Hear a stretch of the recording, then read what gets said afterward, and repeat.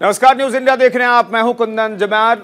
BJP ने प्रवक्ता नुपुर शर्मा की टिप्पणी के बाद उठे विवाद के बीच उन्हें पार्टी के प्राथमिक सदस्यता से निलंबित कर दिया है। इसके बाद नुपुर शर्मा ने ट्विटर के जरिए अपनी प्रतिक्रिया दी है। उन्होंने कहा है कि मैं सभी मीडिया घरानों और अन्य सभी से अनुरोध करती हूं कि मेरा पता सार्वजनिक न करें। मेरे परिवार की सुरक्षा को खतरा है। इससे पहले पार्टी की ओर से बयान जारी किया गया।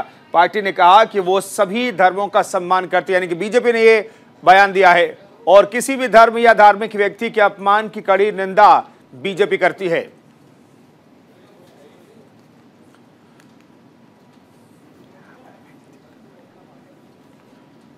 तो ये ट्वीट किया है नुपुर शर्मा ने, निलंबन के बाद ये ट्वीट किया। मैं पिछले कई दिनों से टीवी डिबेट पर जा रही थी जहां रोजाना मेरे आराध्य शिव जी का अपमान किया जा रहा था। मेरे सामने ये कहा जा रहा था कि वो शिवलिंग नहीं फव्वारा है। दिल्ली के हर फुटपाथ पर बहुत शिवलिंग पाए जाते हैं, जाओ जाके पूजा कर लो। ऐसी बातों का जिक्र किया उन्होंने। मेरे सामने बार बार इस प्रकार से हमारे महादेव शिव जी के अपमान को मैं बर्दाश्त नहीं कर पाई और मैंने रोष में आके कुछ चीजें कह दी। अगर मेरे शब्दों से किसी की धार्मिक भावनाओं को ठेस पहुंची है तो मैं अपने शब्द वापस लेती हूं। मेरी मंशा किसी को कष्ट पहुंचाने की कभी नहीं थी। नुपुर शर्मा ने यह ट्वीट किया है। तो एक तरीके से आप नुपुर शर्मा का ये माफीनामा आप कह सकते हैं। इधर पैगंबर मोहम्मद को लेकर विवादित बयान देने पर बीजेपी पार्टी ने दिल्ली बीजेपी के मीडिया प्रभारी नवीन जिंदल पर भी कार्रवाई की है। नवीन जिंदल की भी पार्टी के प्राथमिक सदस्यता से निलंबन की खबरें आई। इसे लेकर नवीन जिंदल का भी बयान सामने आया है। क्या कहा उन्होंने, सुनिए। इस पर चर्चा करेंगे। सद्भावना भड़काने वाले विचार प्रकट किए हैं, इसलिए आपको पार्टी की तरफ से निष्कासन पत्र जारी किया गया है। क्या कहेंगे इस विषय? मैं पार्टी का समर्पित कार्यकर्ता हूं। पार्टी जो फैसला करेगी वही हमारे लिए सर्वोपरि है। तो क्या आपको ये पत्र मिल गया है? इस पर चर्चा करेंगे जैसे आएगा। इधर लखनऊ पहुंचे केंद्रीय मंत्री ग्रामीण विकास और पंचायती राज मंत्री गिरिराज सिंह ने न्यूज इंडिया से बातचीत में कहा, इस समय ग्लोबल वार्मिंग की समस्या बहुत ज्यादा है और आने वाले वक्त में यह समस्या और भी ज्यादा गंभीर होने जा रही है। जो भी प्रधान अपने क्षेत्र में अच्छा काम करेगा, केंद्र सरकार उन्हें सम्मानित भी करेगी। हमारे साथ हैं केंद्रीय मंत्री गिरिराज सिंह जी। सर, बहुत बहुत स्वागत है न्यूज़ इंडिया पर। आज आप लखनऊ आए थे, क्या प्रयोजन था और किस तरह से अपने मंत्रालय में जिस तरह से आप ग्रामीण क्षेत्र को लेकर, पर्यावरण को लेके जिस तरह से कार्य कर रहे हैं, उस पर आज क्या क्या रहा? पूरा देश के प्रधानमंत्री कार्बन को 2070 तक खत्म करने का, जीरो पर लाने का लक्ष्य रखा है और 2023 तक कि हम उत्सर्जन को कैसे रोक पाएं। आज पर्यावरण मंत्रालय, पंचायती राज और दुनिया के कई देश, जर्मन, एशियन डेवलपमेंट, फिर देश के कई टैरी और कई कारपोरेट सब मिलकर के आज पंचायतों के साथ मिलकर के क्लाइमेट चेंज पे एक कार्यक्रम रखे थे और जिसके कारण मुझे आना पड़ा। मेरा लक्ष्य है कि आज 70% आबादी गांव में रहता। अगर गांव को हम सस्टेनेबल डेवलपमेंट गोल पे ले गए, गांव को हम कार्बन मुक्त कर दें, तो मैं समझता हूं देश कार्बन से मुक्त हो जाएगा। कार्बन उत्सर्जन से जो कार्बन आज है, अगर हम 1 मेगावाट बिजली तैयार करते हैं तो 1 घंटा में 1200 केजी कार्बन उत्सर्जन होता है। तो उसको कैसे हम न्यूट्रलाइज करें? जिस तरह से कहा जाए कि गर्मी को अगर देखा जाए तो लगातार वो बढ़ती जा रही है। पहले 10 अगर दशकों की बात करें तो उसकी दिनों की संख्या में इजाफा हो रहा है। तो इसको रोकने के लिए किस तरह से प्रयास है? अब तो मार्च में इस बार जो गर्मी पड़ा वो 122 साल के रिकॉर्ड को तोड़ दिया और अब बरसात और जाड़े के बीच में जो बसंत ऋतु था वो तो पता ही नहीं चलता। तो ये ग्लोबल वार्मिंग के कारण है, हम अनजान हैं हम लोग कि इससे क्या, इससे आप देख रहे हैं क्लाइमेट चेंज के कारण फसलों पे पड़ रहा, प्रकृति पे पड़ रहा है। आज ये 6 दशक में 1.5% तापमान बढ़ गया है और अनुमान है 2050 तक 3 सेल्सियस डिग्री बढ़ने का। हमारे साथ केंद्रीय मंत्री गिरिराज सिंह, जिनका कहना है कि ग्लोबल वार्मिंग जो है उसको धीरे धीरे रोका जाएगा और साथ ही साथ जो प्रधान अच्छा काम करेंगे उन्हें सम्मानित भी करेगा विभाग। कैमरामैन सुंदरम के साथ नीरज मिश्रा, न्यूज़ इंडिया, लखनऊ। और उत्तर प्रदेश के दौरे पर आए राष्ट्रपति रामनाथ कोविंद आज वाराणसी पहुंचे। वहीं काशी विश्वनाथ के दर्शन किया उन्होंने। बाबा काशी विश्वनाथ धाम में दर्शन पूजन किया। 4 दिवसीय दौरे पर आए राष्ट्रपति सबसे पहले कानपुर गए थे। वहां वे अपने पैतृक गांव में आयोजित एक कार्यक्रम में शामिल हुए थे और आज वाराणसी में काशी विश्वनाथ मंदिर जाकर के उन्होंने पूजा अर्चना की है।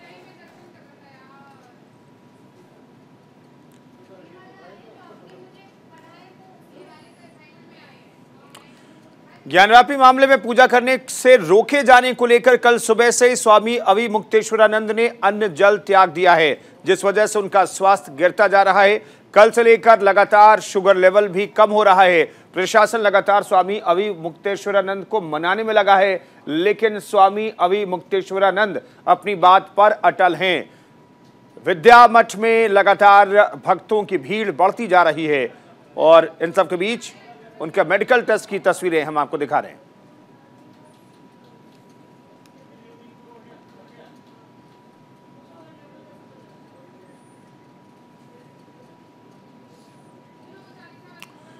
उत्तर प्रदेश में योगी सरकार गांव से लेकर शहरों तक सड़कों का जाल बिछा रही है, लेकिन बलिया में लोग रोड कंस्ट्रक्शन में धांधली का मुद्दा उठा रहे हैं। लोगों का आरोप है कि ठेकेदार कंस्ट्रक्शन स्टैंडर्ड की अनदेखी कर रहा है। उनका कहना है कि ये सब ठेकेदार और विभागीय अफसरों की मिलीभगत से हो रहा है। रोड कंस्ट्रक्शन में खुलेआम धांधली से विभाग की कार्यप्रणाली पर भी गंभीर सवाल उठ रहे हैं।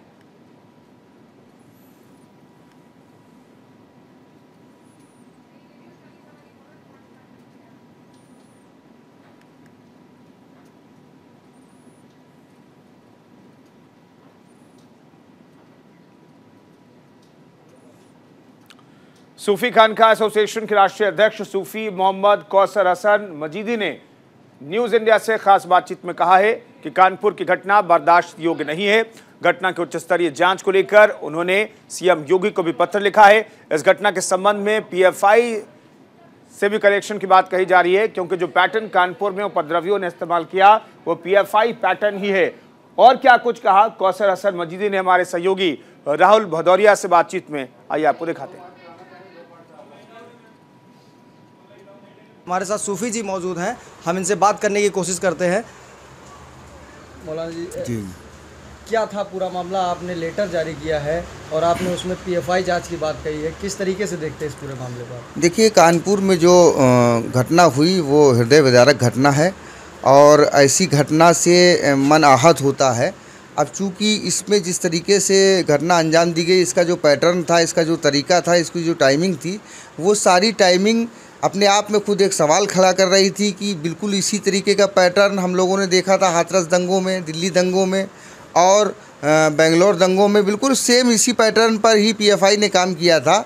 तो कहीं ना कहीं ऐसा महसूस हुआ, चूँकि हम लोग पीएफआई को बैन कराने का अभियान पिछले कई सालों से चला रहे हैं, तो महसूस हुआ कि इस पर भी बात की जाए। तो इसी संबंध में हमारी सूफी खानका एसोसिएशन की कोर कमेटी ने निर्णय लिया और उसी निर्णय के आलोक में हम लोगों ने माननीय मुख्यमंत्री जी को एक पत्र लिखा, जिसमें कहा गया कि कानपुर में जो फसाद हुए इसकी पीएफआई एंगल से भी उच्च स्तरीय जाँच होनी चाहिए।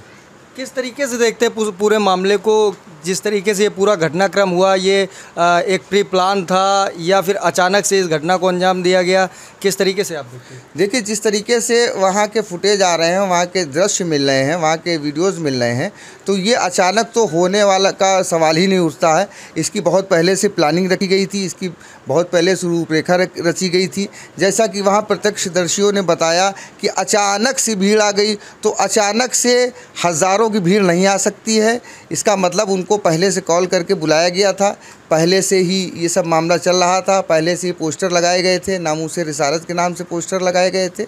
एक बहुत बड़ी प्लानिंग थी, उसकी भी उस एंगल से भी जांच होनी चाहिए। थे हमारे साथ सूफी साहब, जिन्होंने बताया कि किस तरीके से इन्होंने एक लेटर मुख्यमंत्री जी को लिखा है और पीएफआई जांच की मांग करी। हालांकि कानपुर पुलिस हर एंगल पे जांच कर रही है। कानपुर कमिश्नर ने भी बताया कि वो हर तरीके से पूरे मामले पे जांच कर रहा है और जो भी दोषी होगा उसको बख्शा नहीं जाएगा, उसके खिलाफ सख्त से सख्त कार्रवाई करी जाएगी। कैमरामैन मोहम्मद सानू के साथ राहुल भदौरिया, न्यूज़ इंडिया, कानपुर। इधर कानपुर हिंसा का नया वीडियो भी सामने आया है। हिंसा की प्लानिंग का वीडियो भी सामने आया है। 3 जून को लेकर होटल में एक मीटिंग बुलाई गई थी। अभी तक जो जानकारी है उसके मुताबिक 3 जून को होटल में एक मीटिंग बुलाई गई थी। मीटिंग में मास्टरमाइंड जफर हाशमी भी मौजूद था। कई मुस्लिम संस्थाओं से जुड़े लोग भी इस मीटिंग में मौजूद थे। इस वक्त की बड़ी खबर आपको बता रहे हैं। बड़ी खबर है कानपुर हिंसा से जुड़ी हुई। दरअसल इस हिंसा से पहले एक मीटिंग बुलाई गई थी। मीटिंग में मास्टरमाइंड जफर हाशमी भी दिखाई दे रहा है। इस वक्त की बड़ी खबर आपको बता रहे हैं। 3 जून को होटल में मीटिंग बुलाई गई थी और 3 तारीख को ही ये जबरदस्त बवाल हुआ था कानपुर में। कानपुर हिंसा का नया वीडियो जो है, कानपुर हिंसा से जुड़ा हुआ ये आप वीडियो कह सकते हैं, क्योंकि यहां पर एक मीटिंग चल रही है और इस मीटिंग में कहा जा रहा है कि साजिश रची गई कानपुर हिंसा की। कानपुर में बवाल करने की प्लानिंग दरअसल इस मीटिंग में रची गई। 3 जून को एक होटल में ये मीटिंग बुलाई गई थी और मीटिंग में मास्टरमाइंड जिसे कहा जा रहा है जफर हाशमी, वो भी शामिल था। कई मुस्लिम संस्थाओं से जुड़े लोग भी इस मीटिंग में कथित तौर पर मौजूद थे।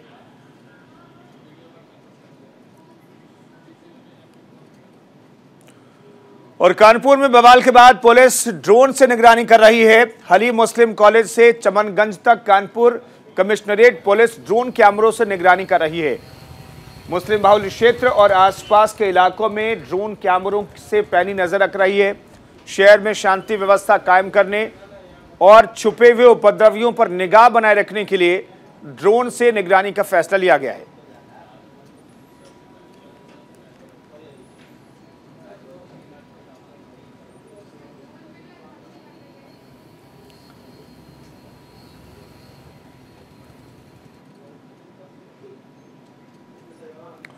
और कानपुर हिंसा के मामले में मेट्रोपॉलिटन मैजिस्ट्रेट कोर्ट ने मास्टरमाइंड जफर हयात हाशमी समेत 4 आरोपियों को 14 दिन की न्यायिक हिरासत में भेज दिया है।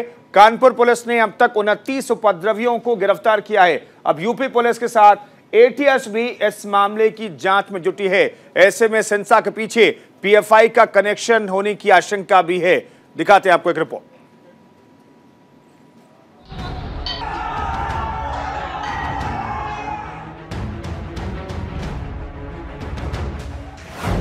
एक्शन में योगी सरकार, कानपुर हिंसा पर सीएम योगी के कड़े निर्देश।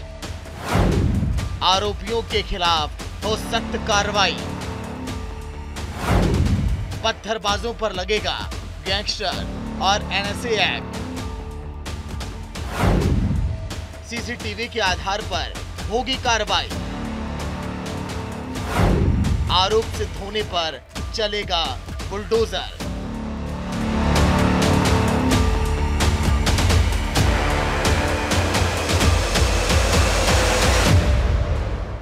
कानपुर में जुमे की नमाज के बाद हुई हिंसा और पत्थरबाजी के बाद योगी सरकार एक्शन में है। उपद्रवियों के खिलाफ सख्त कार्रवाई के निर्देश अब दिए जा चुके हैं। एक के बाद एक कड़े फैसले लिए जा रहे हैं, जहां अब तक करीब 29 लोगों को गिरफ्तार किया जा चुका है। सीसीटीवी के आधार पर 100 से ज्यादा लोगों की पहचान हो चुकी है। कानपुर हिंसा में शामिल वैसे लोग अब समझ ले कि आरोप सिद्ध होने के बाद बाबा का बुलडोजर कार्रवाई करने के लिए तैयार है। देखिए, मुख्य रूप से आज जो रूट मार्च किया जा रहा है, एक जनता में शांति व्यवस्था कायम रहे शहर के अंदर, उसके लिए किया जा रहा है।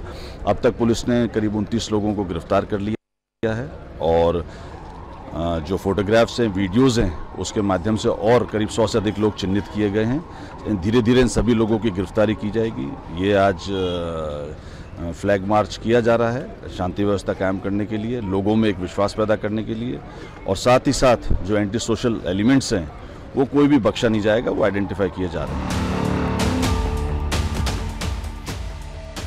आपको बता दें कि कानपुर हिंसा का मास्टरमाइंड हयात जफर हाशमी गिरफ्तार हो चुका है। हयात जफर हाशमी पर आरोप है कि उसने कानपुर में हिंसा फैलाने और लोगों को भड़काने का काम किया।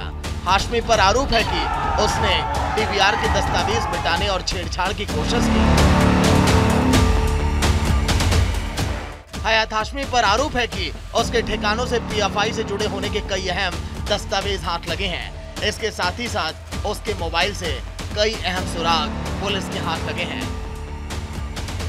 जी, उसमें जब हम लोगों को आइडेंटिफाई करने की कोशिश कर रहे थे तो कुछ दुकानों से जब डीवीआर चेक की गई तो उसके अंदर वो फॉर्मेटेड पाई गई। तो उन्हीं चीज़ों को देख रहे हैं कि किन परिस्थितियों में वो फॉर्मेट की गई। वहीं कानपुर हिंसा को लेकर योगी सरकार सख्त है और हिंसा की जांच को लेकर एसआईटी का गठन भी किया गया।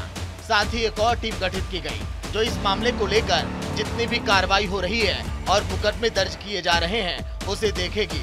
ये दोनों टीमें तय करेंगी कि आखिर किस प्रकार आगे की कार्रवाई की जाए। जी, स्पेशल इन्वेस्टिगेटिंग टीम गठित की है जो कि इसके जो नेटवर्क को ध्वस्त करने के लिए जो भी मोबाइल्स हैं उसकी जांच करेगी। एक दूसरी टीम गठित की है जो इन्वेस्टिगेशन किए जा रहे हैं, जो मुकदमे दर्ज किए जा रहे हैं उसके लिए इन्वेस्टिगेशन टीम की है। तो यही दोनों टीमों के जो गठन है वो डिसाइड करेंगे कि किस तरीके से इन्वेस्टिगेशन आगे प्रोसीड करेगा। कानपुर हिंसा में शामिल दोषियों के खिलाफ गैंगस्टर एक्ट और एनएसए एक्ट के तहत कार्रवाई की जाएगी, क्योंकि योगी सरकार हमेशा से जीरो टॉलरेंस की नीति से यूपी में काम कर रही है। फिलहाल कानपुर हिंसा के बाद कानपुर के आसपास के इलाकों में सुरक्षा व्यवस्था कड़ी कर दी गई और कानपुर के हिंसाग्रस्त इलाकों में धारा 144 लागू कर दिया गया। Bureau report, news India. Bharatiya Janata party की धरती आबा भगवान बिरसा मुंडा विश्वास रैली में पार्टी के राष्ट्रीय अध्यक्ष जेपी नड्डा ने शिरकत की। इस दौरान उन्होंने जहां भारतीय जनता पार्टी के आदिवासियों के लिए किए गए कार्यों को सामने रखा तो वहीं हेमंत सरकार पर जमकर निशाना भी साधा। उन्होंने कहा कि बाबूलाल मरांडी ने हेमंत सरकार के बारे में बताया कि भाजपा सेवा करती है और हेमंत सरकार मेवा खाती है। भाजपा लोगों के बीच जाती है और लोगों को मजबूती प्रदान करती है, जबकि हेमंत सरकार में हर जगह कमीशन खोरी हो रही है।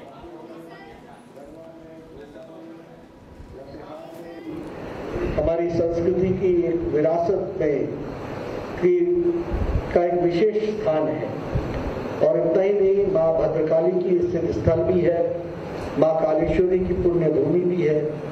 जैन और बौद्ध धर्म के वहाँ पर काफी कार्य हुआ और उनकी शरण स्थली रही है। उसी प्रकार से अगर हम बात करें जामताड़ा की तो वो भी माँ चंचला देवी की सिद्ध स्थल है, ईश्वर चंद्र विद्यासागर जी की कर्म भूमि है। तो ऐसी पवित्र भूमि को मैं नमन करता हूं और कार्यालय जब डेडिकेट करता हूं तो वहां के कार्यकर्ताओं को भी मैं बहुत बहुत बधाई और साधुवाद देता हूं जिन्होंने इस कार्यक्रम को आगे बढ़ाने का काम किया। सेना और वन विभाग ने किश्तवाड़ में पेड़ लगाओ अभियान चलाया है। विभाग और सेना ने मिलकर अलग अलग जगहों पर 75 पौधे लगाए हैं। वृक्षारोपण अभियान का उद्देश्य स्वतंत्रता के 75 साल पूरे होने पर गर्व की भावना को बढ़ावा देना है, इसलिए 75 पेड़ लगाए गए। स्थानीय लोगों ने भी इस दौरान पेड़ लगाए।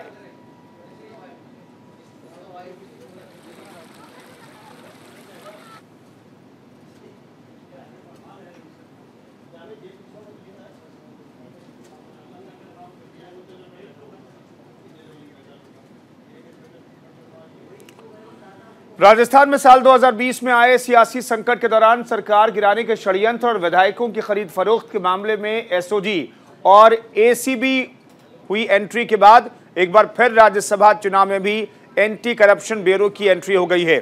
4 राज्यसभा सीटों पर हो रहे चुनाव में विधायकों की खरीद फरोख्त के चलते कांग्रेस मंत्री Mahesh Joshi anti corruption bureau के ऑफिस पहुंचे और एसीबी डीजी बीएल सोनी को शिकायत दी है। ये विधायक सिर्फ और सिर्फ हॉर्स ट्रेडिंग से आ सकते, जिसकी संभावना लगातार बनी हुई है। तो मैंने एसीबी में, चूंकि मैं सरकारी मुख्य सचेतक हूँ राजस्थान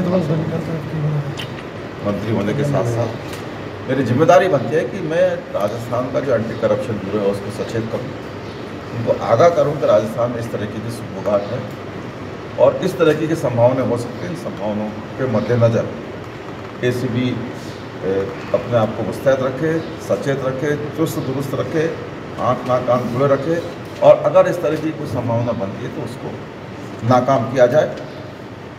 भ्रष्टाचार में पैसे लेने वाला और पैसे देने वाला दोनों दोषी हैं। एसीबी अपना काम करे, मुस्तैदी के साथ काम करे, कई संभावनाओं के आधार पर भी काम करना होता है। इस तरह की संभावनाओं को समाप्त करने के लिए एसीबी चुस्ती के साथ काम करे, ये शिकायत लेकर मैं एसीबी। समस्तीपुर के विद्यापति नगर में आर्थिक तंगी से परेशान एक ही परिवार के 5 लोगों ने खुदकुशी कर ली। मृतकों में 65 साल की बुजुर्ग से लेकर 7 साल का एक बच्चा भी शामिल है। मतलब परिवार में कोई नहीं बचा, सभी का फंदे से लटका शव बरामद किया गया है। बारी बारी से सबने फांसी लगाई। बता दें कि मनोज झा ऑटो चलाकर अपने परिवार का गुजारा कर रहे थे। कई जगह से कर्ज भी लिया था और अचानक कल उन्होंने पूरे परिवार के साथ खुदकुशी कर ली।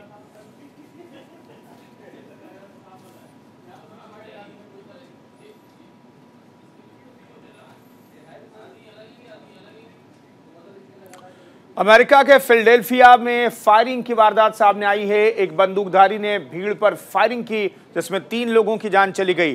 फिलहाल ये पता नहीं चल पाया है कि फायरिंग करने वाला शख्स कौन है और उसने अचानक भीड़ पर फायरिंग क्यों शुरू कर दी। मौके पर पहुंची पुलिस की जवाबी कार्रवाई में शूटर जख्मी हुआ है। अमेरिका के फिलाडेल्फिया में शूटिंग, एक बंदूकधारी की भीड़ पर फायरिंग। फायरिंग में कम से कम 3 लोगों की मौत।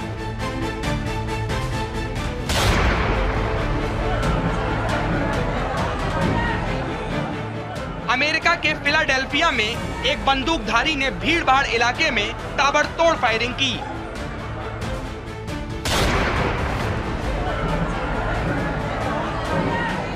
जिसमें कम से कम 3 लोगों की मौत हो गई और 14 से अधिक लोग जख्मी हो गए। अचानक फायरिंग से इलाके में दहशत फैल गई। लोग चीख पुकार करते हुए भागने लगे। वारदात की खबर मिलते ही मौके पर पहुंची पुलिस ने फायरिंग कर रहे युवक को गोली मार दी। जख्मी शूटर को अस्पताल में भर्ती कराया गया है, जहां उसकी हालत गंभीर बनी हुई है। फिलाडेल्फिया में बड़ी शूटिंग की वारदात। अमेरिका के फिलाडेल्फिया में कानून व्यवस्था बेहद बिगड़ चुकी है। लोग दहशत में जीने को मजबूर हैं, हो भी क्यों ना, क्योंकि पिछले 24 घंटे में फिलाडेल्फिया में 9 स्थानों पर फायरिंग हुई है। इसमें अब तक किसी की गिरफ्तारी नहीं हुई है। इससे लोग बेहद परेशान हैं। अमेरिका में बड़ी फायरिंग की घटना। अमेरिका के ओक्लाहोमा के तुल्सा शहर के सेंट फ्रांसिस अस्पताल परिसर की नेटेली बिल्डिंग में गोलीबारी की घटना हुई। अज्ञात हमलावरों ने 4 लोगों को गोलियों से भून दिया। सूचना मिलते ही तत्काल मौके पर पहुंची पुलिस ने शूटर को मार गिराया। दरअसल अमेरिका में गन कल्चर लाइसेंस कानून की वजह से अक्सर गोलीबारी की घटनाएं सामने आती हैं, जिसमें निर्दोष लोग मारे जाते हैं।